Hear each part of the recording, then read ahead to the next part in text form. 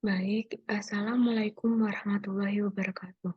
Perkenalkan, nama saya Kudzava Nugia dengan NIM akhir 2025 dari kelas B. Nah, di sini saya akan membahas tentang layanan yang berada di cloud computing, yaitu contohnya Google Classroom. Nah, di sini kita akan membahas tentang pengertian cloud computing itu sendiri. Yang kedua yaitu contoh dari cloud computing, ketiga pengertian aplikasi classroom, yang keempat manfaat classroom dalam pembelajaran, kelima tata cara penggunaan aplikasi classroom, keenam kelebihan, dan yang terakhir adalah kekurangan itu sendiri.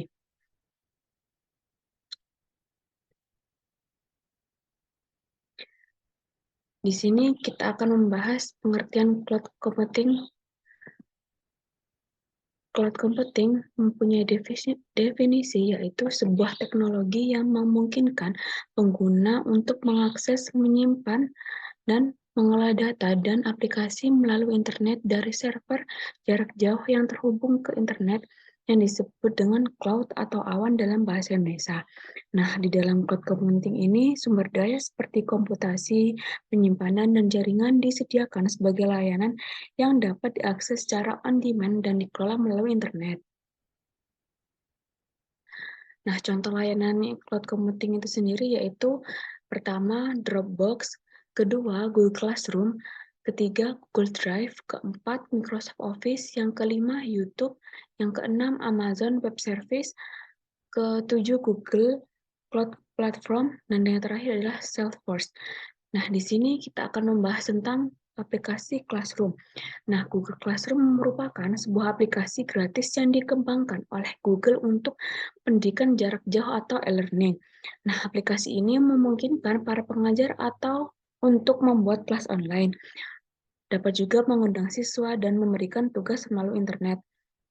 Google Classroom juga terintegrasi dengan aplikasi Google lainnya, contohnya yaitu Google Drive, Google Docs, dan Google Sheets, sehingga memudahkan siswa dan pengajar untuk berkolaborasi dalam membuat dan mengedit dokumen secara bersama-sama. Nah, adapun manfaat Google Classroom dalam pembelajaran. Yang pertama yaitu memudahkan komunikasi antar pengajar, kedua meningkatkan partisipasi siswa, ketiga memudahkan pengajaran dan pengumpulan tugas, keempat meningkatkan aksesibilitas, dan yang terakhir adalah menyediakan pengalaman pembelajaran yang terintegritas. Nah, berikut adalah cara penggunaan Google Classroom. Yang pertama yaitu membuat kelas online. Nah,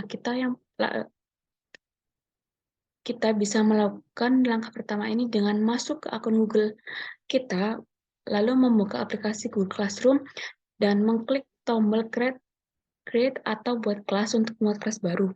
Yang kedua adalah mengundang siswa. Langkah ketiga, mengunggah materi dan tugas. Nah, kita di sini dapat mengunggah materi pembelajaran seperti dokumen, gambar, video, atau tugas melalui classwork. Nah, di sini juga kita dapat memberikan instruksi dan batas waktu untuk tugas yang diberikan. Langkah keempat yaitu berinteraksi dengan siswa. Kita dapat berinteraksi dengan siswa dengan mengomentari tugas mereka, membalas pesan mereka di forum, atau mengirimkan pesan pribadi.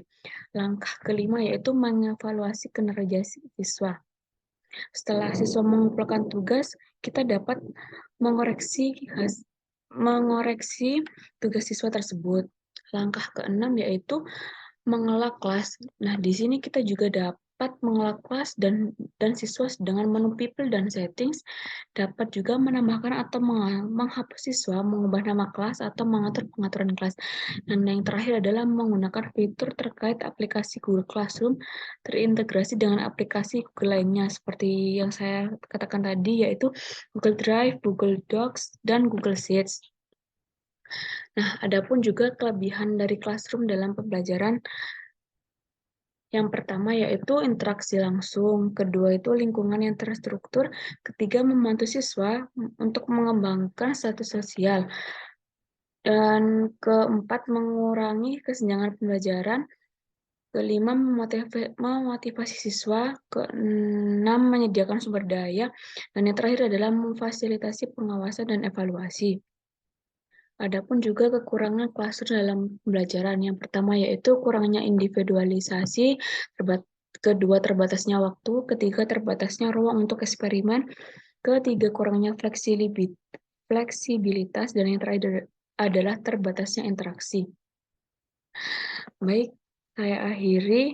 Wassalamualaikum warahmatullahi wabarakatuh.